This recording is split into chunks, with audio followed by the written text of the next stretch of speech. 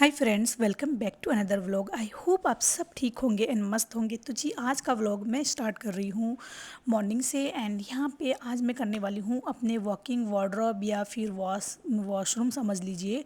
Walking wardrobe और washroom मेरा एक ही है, तो इसकी क्लीनिंग करने वाली हूँ। फर्स्ट ऑफ ऑल मैंने आज मेरे बाथरूम में हार्ड वाटर के स्ट्रेंस हो रहे थे, तो सिंक पे मतलब टैप पे, तो उस पर मैंने 20 मिनट्स के लिए कोलगेट्स लगा के छोड़ दिया है। 20 मिनट्स लगा के इसे छोड़ना है, उसके बाद में आपको क्लीन करना है। अगर आपके बाथरूम में इस तरीके के वाटर के स्ट्रेंस हो गए हैं तो उसको क्लीन करने के लिए आपको इसी तरीके से कोलगेट लगा के छोड़ दीजिए, या फिर ड्राई कोलगेट का पाउडर आता है वो आपके पास में हो तो वो लगा सकते हो। 20 मिनट्स बाद में मैं इसे अपने हल्के हाथों से क्लीन कर लूँगी।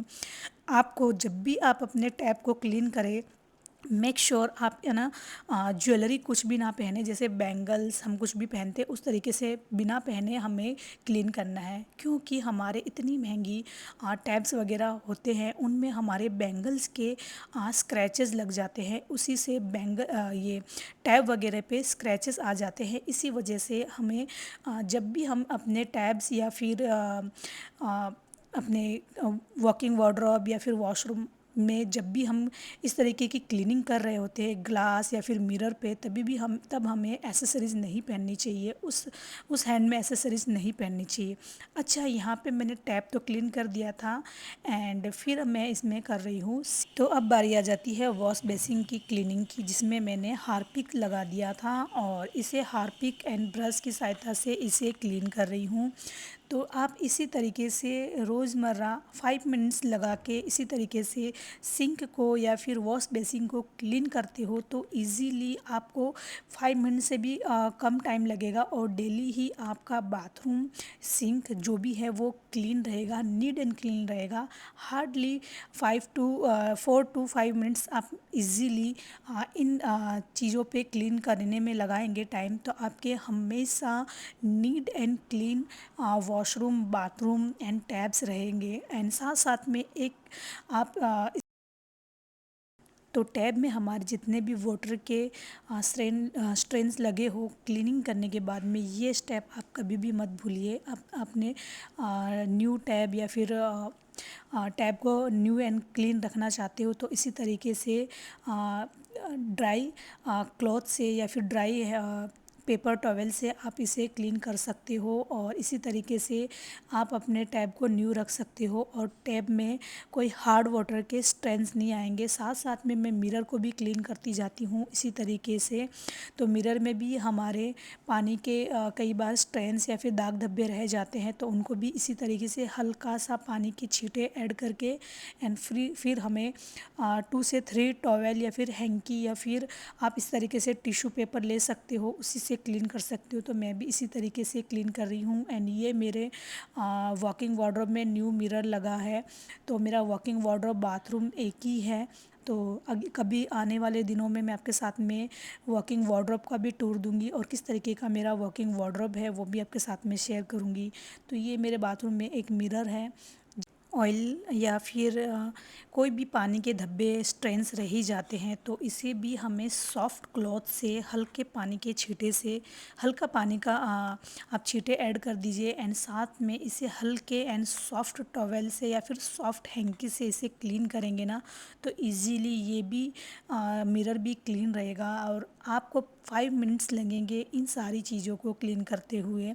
मैंने mirror and sink and wash basin को क्लीन कर दिया है। यहाँ पे अब बारी थी ये छोटी सी वैनिटी जो मेरी मेकअप की है उसे ऑर्गेनाइज़ करने की, तो साथ साथ में मैं इसे ऑर्गेनाइज़ करती जाती हूँ। यहाँ पे जितना भी वाटर था उसे मैं ड्राई क्लॉथ से इसे क्लीन करूँगी एंड बाकी के जो भी एक्स्ट्रा का यहाँ पे जो भी सामान था उसे उठा के मैं अपनी दूसरी प्लेस पे रखूँगी और यहाँ पे मैं क्लीन करती जाऊँगी। एंड आपको फाइनल लुक दिखा देती हूँ। तो यहाँ पे मेरे पास में बहुत ज़्यादा ऑर्गेनाइज़र तो बिग साइज़ के नहीं है, लेकिन जो भी स्मॉल स्मॉल ऑर्गेनाइज़र है उसी में मैं इन सारी मेरे परफ्यूम एंड नेल पेंट को इसी तरीके से ऑर्गेनाइज़ करूँगी। मुझे कुछ टाइम से ये भी था कि मैं कुछ कुछ बिग साइज़ का ऑर्गेनाइज़र लेके आऊँ जिसमें मेरे सारे मेकअप के प्रोडक्ट रह सके। लेकिन अभी फ़िलहाल तो जो है उसी में मैं ऑर्गेनाइज़ कर रही हूँ, लेकिन मैं कुछ टाइम के बाद में जब भी मैं लूँगी एंड ऑर्गेनाइज़ करूँगी तब आपके साथ में ज़रूर शेयर करूँगी। तो इसी तरीके से सिंपल सी मैंने अपनी मेकअप वैनिटी को या फिर मेकअप ऑर्गेनाइज़र को ऑर्गेनाइज़ किया है एंड आपके साथ में शेयर कर रही हूँ। तो फाइनल लुक कुछ इसी तरीके का है।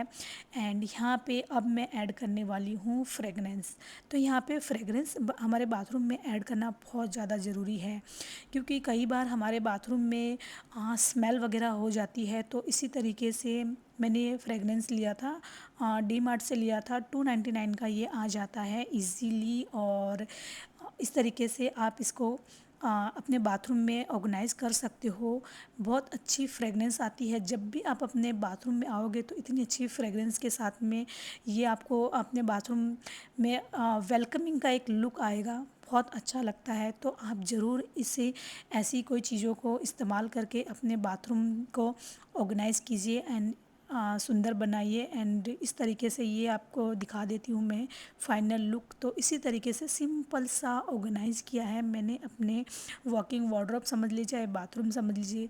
नेक्स्ट में आने वाले दिनों में वॉकिंग वार्डरोब का भी टूर लेके आऊँगी और आपके साथ में शेयर करूँगी किस तरीके का मेरा वॉकिंग वार्डरोब है। एंड साथ ही में इस तरीके का आप देख सकते हो ये फाइनल लुक है। एंड नेक्स्ट डे मुझे ये पूरा बाथरूम को भी क्लीन करवाना था, तो मैंने अपने हेल्पर की सहायता से उनसे क्लीन करवाया। तो चलते हैं, देखते हैं एंड आपको भी साथ साथ में मैं लेके चलती हूँ, दिखा देती हूँ कि किस तरीके से मैं क्लीनिंग करवाती हूँ अपने बाथरूम की या फिर वॉशरूम की। तो ये एरिया आपको मैं डबल हाइट से दिखा रही हूँ। मेरे बेडरूम के बाहर जो ये लिविंग रूम है, नीचे लिविंग रूम है एंड फर्स्ट फ्लोर पे हम आए हैं। तो चलते हैं बेडरूम में एंड आपको मैं दिखाती हूँ किस तरीके से क्लीनिंग की है। एंड लिविंग रूम का थोड़ा सा मैंने आपको दिखाया है कि इस तरीके से अभी कर्टन्स वगैरह लग रहे हैं, अभी कंप्लीट काम हुआ नहीं है। तो इस तरीके से मैं अपने ये वॉशरूम की क्लीनिंग करवाती हूँ। तो इस तरीके से वॉशरूम क्लीन होता है तभी ये वॉशरूम नीट एंड क्लीन दिखता है। तो इस तरीके से वीकली या फिर 10 डेज़ में, 15 डेज़ में इसी तरीके से क्लीनिंग करवानी पड़ती है, क्योंकि ये ग्लास के शटल है और ग्लास का क्यूबिकल्स है और इनमें हार्ड वाटर के बहुत ज़्यादा स्ट्रेंस रह जाते हैं। अगर हमने इस तरीके से इसे क्लीन नहीं किया तो ये इनमें डेली इन्हें यूज़ करने से इनके अंदर हार्ड वाटर के स्ट्रेंस रह जाते हैं। तो इनको इसी तरीके से डेली हमें या फिर वीकली क्लीन करना पड़ता है। ग्लास या फिर क्यूबिकल्स को इसी तरीके से क्लीन करने पे ही वो अच्छे से organise and neat and clean दिखते हैं। वरना तो इनकी क्लीनिंग, इनकी मेंटेनेंस बहुत ज़्यादा ज़रूरी है। जितने ये दिखने में सुंदर है दिखते हैं, उनकी उतने ही उनके पीछे की कड़ी मेहनत होती है। इनको ऑर्गेनाइज़ करना, इनकी केयर करना, इनको क्लीन रखना, क्योंकि क्लीन, नीट एंड क्लीन ही हर चीज़ अच्छी लगती है। नीट एंड क्लीन जहाँ पे ये वो जो कुछ भी हमने लगवाया है, इनको नीट एंड क्लीन नहीं रखेंगे तो फिर इसका कोई मीनिंग नहीं है। तो इन सारी चीज़ों को इसी तरीके से 8 to 10 डेज़ में हमें क्लीन करवाना पड़ता है। मैं इसी तरीके से क्लीन करवाती हूँ या फिर समटाइम मैं करती हूँ, समटाइम हेल्पर से क्लीन करवाती हूँ। एंड फाइनल लुक आप देख सकते हो, क्लॉथ से इन्होंने वाइप कर दिया है और बस इसी तरीके से अब इनमें तो ये भी पानी के स्ट्रेंस नहीं रहेंगे। वॉश करने के बाद में ड्राई क्लॉथ से आपको क्लीन करना पड़ता है।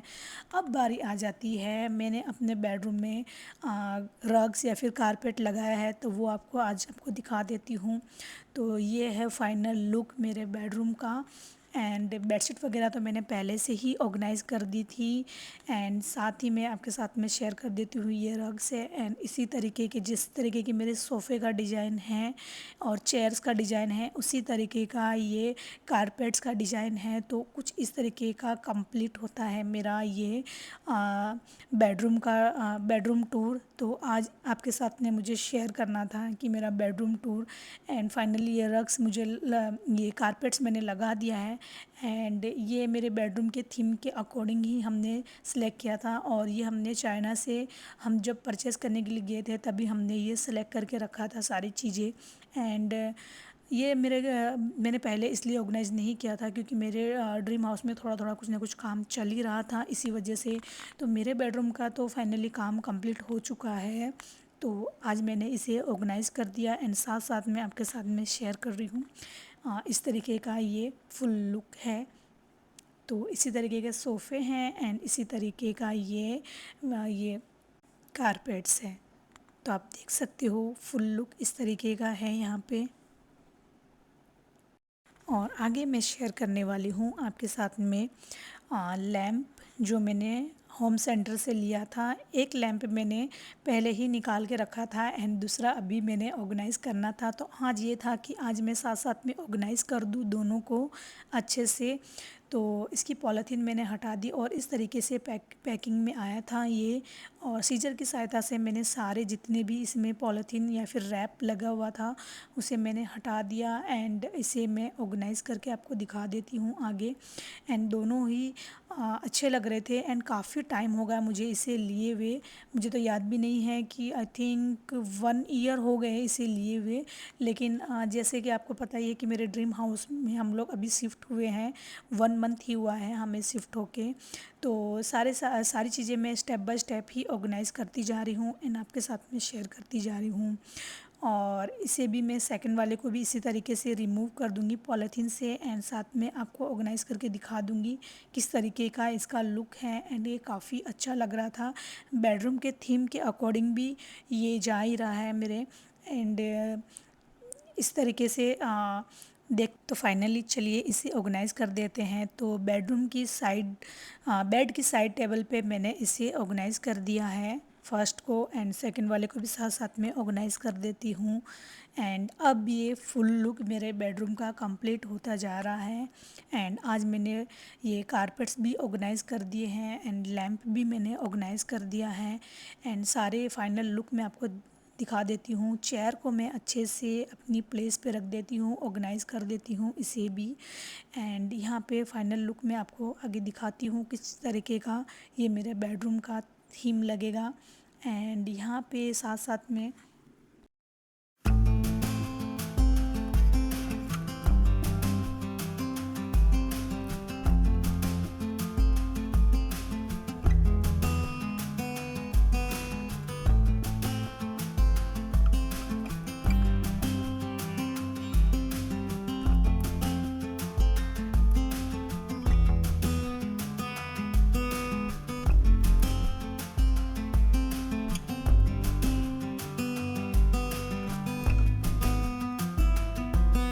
तो यहाँ पे मैंने चैन की सांस ली अब सारी चीज़ें ऑर्गेनाइज़ होने के बाद में। एंड अब थोड़ा सा मैं रिलैक्स होके बैठी हूँ कि फाइनली मेरा बेडरूम हाँ ऑर्गेनाइज़ हो गया है। लेकिन अभी भी एक चीज़ बाकी है जो है तो आर्टिफैक्ट्स बाकी है जो हम चाइना से लेके आए हैं। तो वो मैं बहुत जल्द आपके साथ में शेयर भी करूँगी और ऑर्गेनाइज़ भी करूँगी। तो चाइना से जितने भी हमने आर्टिफैक्ट्स सभी बेडरूम्स या फिर मेरे ड्रीम हाउस के लिए लेके आए हैं वो सारी चीज़ें आपके साथ में शेयर करूँगी और उन्हें ऑर्गेनाइज़ करना बाकी है। फ़िलहाल इतना हो गया है एंड अब मैं फाइनल आपको मैं दिखा देती हूँ बेडरूम के एंट्रेंस से। तो ये मेरा बेडरूम का एंट्रेंस है एंड यहाँ पे एक कंसोल हमने ऑर्गेनाइज़ किया है। एंड कंसोल पे भी अभी आर्टिफैक्ट्स इंस्टॉल करना बाकी है। एंड आप लैंप देख सकते हो काफ़ी अच्छा लग रहा है एंड बेडरूम के थीम के अकॉर्डिंग जा रहा है। एंड इस तरीके से है ये मेरा बेडरूम का टूर। आई होप आज का व्लॉग आपको पसंद आया होगा। पसंद आए तो लाइक कर देना, शेयर कर देना फ्रेंड्स एंड फैमिली में। अगर आप मेरे चैनल पे नए हो अभी तक सब्सक्राइब नहीं किया तो यार देर किस बात की, सब्सक्राइब कीजिए, लाइक कीजिए। एंड आपके प्यारे प्यारे कमेंट्स का तो मुझे बहुत बेसब्री से इंतज़ार रहता है। तो प्यारे प्यारे कमेंट्स कीजिए एंड मिलेंगे जी नेक्स्ट व्लॉग में। तब तक के लिए bye guys and thank you for watching.